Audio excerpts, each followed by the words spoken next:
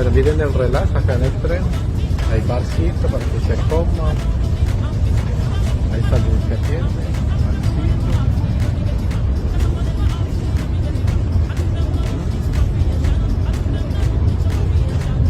Acá electromagnético. Viajamos a 300 kilómetros por hora en este tren, porque este tren va despacio. Normalmente viajan a 400 kilómetros por hora. Ahora les muestro otro poquito.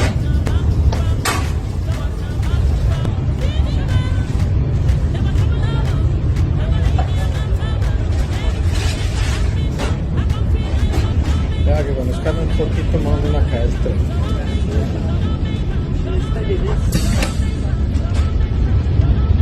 Este es de 2 pisos.